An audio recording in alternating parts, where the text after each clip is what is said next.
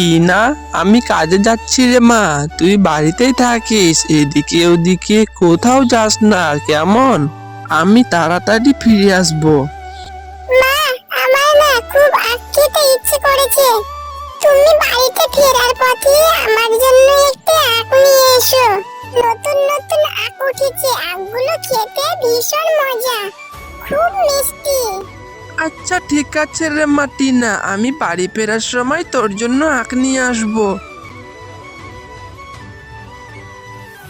কিরে শিফা, রোজ রোজ কাজে দেরি করে আছিস কেন? যা, আজকে থেকে তোকে আর কাজে আসতে হবে না, আমি একটা নতুন কাজের লোক রেখে দিয়েছি। এইটা আপনি কি বলছেন ম্যাডাম? আমি তো সঠিক সময়ে কাজে আসি, দয়া করে আমাকে এভাবে কাজ থেকে তাড়িয়ে দিবেন না ম্যাডাম। বাপ মরা মেয়েটাকে নিয়ে আমায় যে না খেয়ে থাকতে হবে। আরে তুই খেয়ে থাকবি নাকি না খেয়ে থাকবি তাতে আমার কি এসে যায়? আমি নতুন কাজের লোক তোর চেয়ে কম বেতনে রেখেছি, তুই এখন এখান থেকে যা তো। এই বলে শেফা শিয়ালিনী বাঘিনীর বাড়ি থেকে চলে যায়। ম্যাডাম যে কাজ থেকে তাড়িয়ে দিল, এখন যে কোথায় কাজ খুঁজে পায়? তাছাড়া মেয়েটাও যে আখ খেতে চেয়েছে, আমি বরং বাজার থেকে আখ কিনে নিয়ে বাড়ি যাই। এই বলে শেফা শিয়ালিনী বাজার থেকে আখ নিয়ে বাড়িতে যায়। মা, তুমি আমার জন্য সত্যি সত্যি বাজার থেকে আখ কিনে নিয়ে এসেছো, কি মজা! এখন থেকে আমি মজা করে আখ খাবো। মা, তোমার মনটা এত খারাপ কেন মা? এখন থেকে চুপচাপ আছো, কথা বলছো না যে? মা টিনা, এখন থেকে যে আমার কাজটা আর নাই মা, ম্যাডাম যে আমাকে কাজে যেতে বারণ করেছে, সে নাকি সস্তায় ভালো একটি কাজের লোক পেয়েছে, এখন যে আমাদের না খেয়ে থাকতে হবে। মা, তুমি চিন্তা করো না, তুমি যে আখগুলো এনেছো এইগুলো আমাদের বাড়ির পাশে জমিতে কেটে কেটে রোপণ করে দিই, তারপর দেখা যাবে সেখান থেকে অনেক আখ হয়েছে। এরপরে আমরা সেখান থেকে আখগুলো বিক্রি করতে পারবো মা। হ্যাঁ রে মা টিনা, তুই ঠিক বলেছিস, তাহলে চল আমরা এখন থেকে আখগুলো আমাদের বাড়ির পাশে জমিতে রোপণ করে দিই। হ্যাঁ মা, এখনই চলো তাহলে আমরা এই আখ দুটো ছোট ছোট করে জমিটিতে রোপণ করে দিই। এরপর তারা মা মেয়ে আখ দুটি জমিতে রোপণ করে দেয়, আর প্রতিদিন আখগুলো যত্ন করতে থাকে। মা, ও মা, দেখো না বাইরে কি সুন্দর বৃষ্টি হচ্ছে।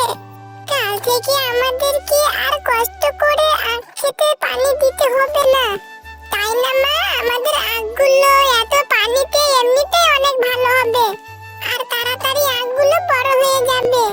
হ্যাঁ রে মা, এভাবে এত বৃষ্টি হতে থাকলে আমাদের আখগুলো খুব বড় হয়ে যাবে, আর বাজারে বিক্রিও করা হবে। হ্যাঁ মা, আর আমিও রোজ রোজ আখ খেতে পাবো, আর তোমার কাছে আখ কিনে দেওয়ার জন্য বায়না ধরবো না। আচ্ছা ঠিক আছে রে মা, তোর যত ইচ্ছে ততই আখ খাস, এখন অনেক রাত হয়েছে, আর রাত জাগতে হবে না, এখন ঘুমিয়ে পড়। দেখেছো মা, আমাদের আখগুলো কত বড় বড় হয়ে গিয়েছে। এই আখগুলো কি এখন কেটে বাজারে নিয়ে যাবে মা? হ্যাঁ রে মা টিনা, এখনই এই আখগুলো কেটে বাজারে বিক্রি করা যাবে, কিন্তু আমি তো অন্য কিছু চিন্তা করছি রে মা। বাজারে যে আগে থেকে আখ বিক্রি করছে, তা আমাদের কাছ থেকে কে আখ কিনবে রে? মা, আমার মাথায় না একটা বুদ্ধি এসেছে, এখন তো খুব গরম পড়েছে, সবাই তো আস্ত আখ বিক্রি করছে, তুমি তাহলে আখের রস করে বিক্রি করো, তাহলে কেমন হবে মা? আর দেখবি এই গরমে সবাই আখের রস খেতে চাইবে। হ্যাঁ রে টিনা, তোর মাথায় অনেক বুদ্ধি, তোর বুদ্ধির প্রশংসা করতেই হয়। এবার আখগুলো কেটে বাজারে রস করতে বিক্রি করতে নিয়ে যায়। এরপর শিপা শিয়ালিনী আখগুলো কেটে বাজারে জুস করে বিক্রি করতে থাকে। আসুন আসুন দাদারা দিদিরা, এই গরমের মধ্যে আখের রস খেয়ে পানটা জুড়িয়ে নিন। আরে আরে, শেফা শিয়ালিনী এতগুলো আখ কোথায় পেলো? আবার দেখছি আখের রস করেও বিক্রি করছে। না না, ওকে কিছুতেই আখের ব্যবসা করতে দেওয়া যাবে না। একদিকে শেফা শিয়ালিনীর সমস্ত আখ বিক্রি হতে থাকে আর একদিকে বাঘমামার দোকানে কোনো ক্রেতাই আসে না। আরে শেফা ভাবি, আপনার আখের রসগুলো ভারী মিষ্টি। কাল আবার আসবো আখের রস খেতে। ওগো, তোমার কি হয়েছে গো? এভাবে মন খারাপ করে বসে আছো যে? তা আজকে বাজার নিয়ে আসনি? বেচা কেনা কেমন হয়েছে? আরে গিন্নি, তোমাকে যে কি বলবো, ইদানিং তো আমার কোনো বেচা কেনাই হচ্ছে না।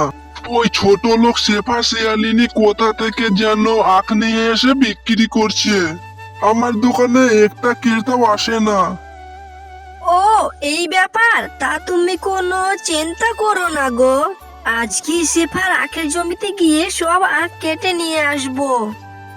এরপর বাঘিনী রাত্রের বেলা শেফা শিয়ালিনীর জমি থেকে সমস্ত আখ কেটে নিয়ে আসে। মা, আমাদের এই জমি থেকে আখগুলো কি এভাবে কেটে নিয়ে গেল মা?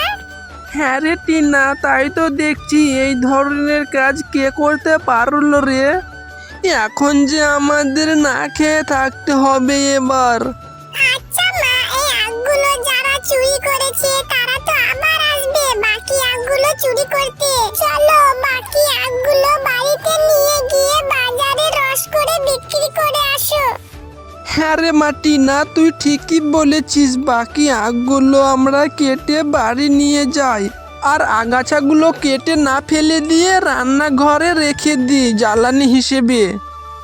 এরপর তারা আখগুলো কেটে বাড়ি নিয়ে যায় আর আগাছাগুলো ছড়িয়ে ছিটিয়ে রেখে দেয়।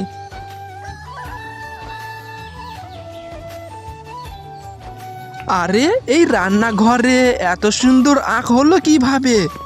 টিনা, মা টিনা, তাড়াতাড়ি এদিকে আয়। আরে মা, আমাদের এই রান্নাঘরে এত সুন্দর বড় বড় আখ কোথা থেকে এলো? কালকে যে আগাছাগুলো ফেলে রেখেছিলাম সেখান থেকে কি এত সুন্দর আখ হয়েছে? হ্যাঁ রে মা, তাই তো দেখছি। নিশ্চয় আল্লাহ আমাদের ওপর দয়া করেছে, যার জন্য এই আখগুলির আগাছা থেকে এত সুন্দর আখ হয়েছে। ভালোই হয়েছে মা, এখন থেকে তুমি রান্নাঘরে রান্না করবে আর আখগুলো পাহারা দিতে পারবে। চোর তাহলে এবার আখগুলো চুরি করতে পারবে না। পরের দিন শেফা শিয়ালিনী আবার আখগুলো বাজারে বিক্রি করতে নিয়ে যায় আর সেগুলো দেখে বাঘমামা হিংসায় জ্বলতে থাকে।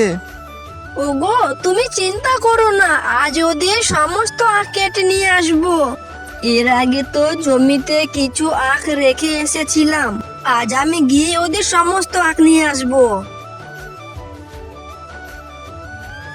ও, এই ব্যাপার। আখগুলো তাহলে রান্নাঘরে রোপণ করেছে। আজই সমস্ত আখ আমি কেটে সাবার করে দেব। ওরে বাবা রে, ওরে মারে, এ কি হলো আমার? আমার দেখছি কারেন্টের শর্ট লেগেছে। কে আছো, আমাকে বাঁচাও।